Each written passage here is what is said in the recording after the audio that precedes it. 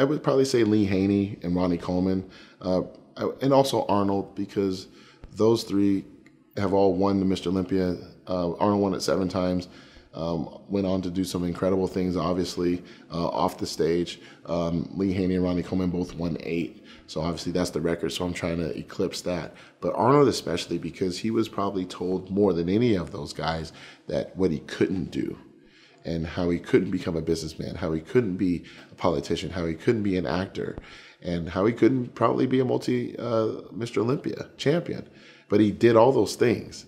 And he did them really well, and he's still doing it to this day. And he's giving guys like myself an opportunity to compete even at his own bodybuilding shows. So it's really impressive to see his journey along with the other two. Well, I'm currently putting on amateur competitions in our amateur division of the National Physique Committee, and I intend to do more amateur competitions.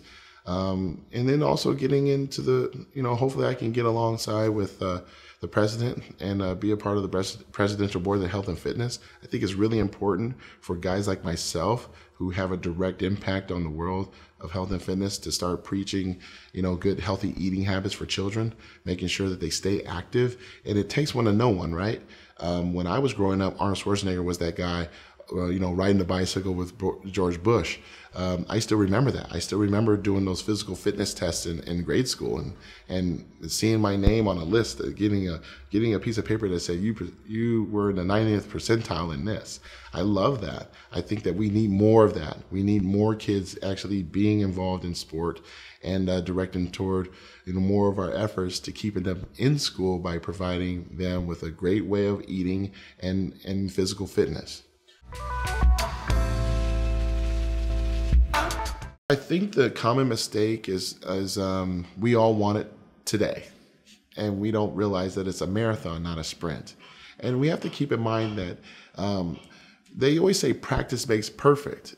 Well, I never really believe in that mentality, because what if you practice bad habits?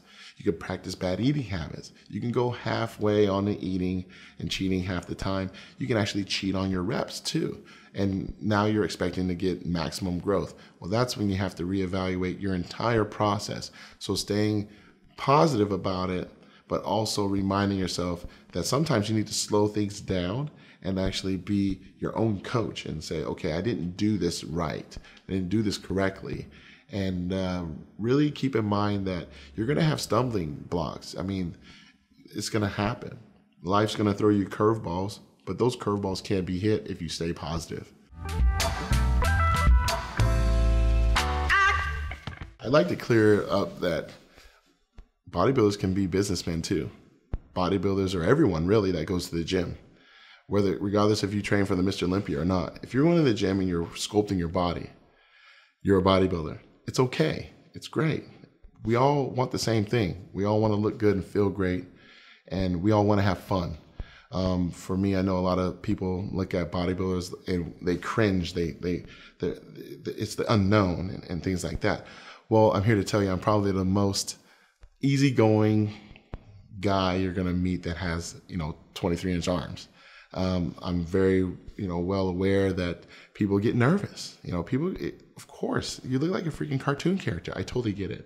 But we're not all dumb, and a lot of us have a great story that we would relate to everyone. We're human. I would actually love to see bodybuilding back on ESPN. I would love to see it on a major network. I think it's important that the people in this world see art. They look at us as a cult sport. Well, there's a lot of cult sports actually on television. There's a lot of weird sports that are on television. And I think that overall, people are learning how to get in shape from bodybuilders first. When you see a UFC fighter get on the scale and he weighs in and he's flexing his arms, where do you think he learned that front double bicep from? When a football player does a crab most muscular after he gets a big sack, where are they learning this from? They're learning it from guys like myself who do this on a daily basis. We've been doing it for years. We've been doing it for a lot longer than these guys have been playing. When I played college basketball, we barely lifted weights. Now you see guys lifting weights all the time in basketball. So we have a heavy influence and we have a great calling. And I hope that I lead the charge and tell these other athletes that I compete against that, hey, both men and women, we have an obligation. We have an obligation to give the world, a better outlook on our world of health and fitness through our diet, through our training, and make sense of it all so then they can live a healthier life too.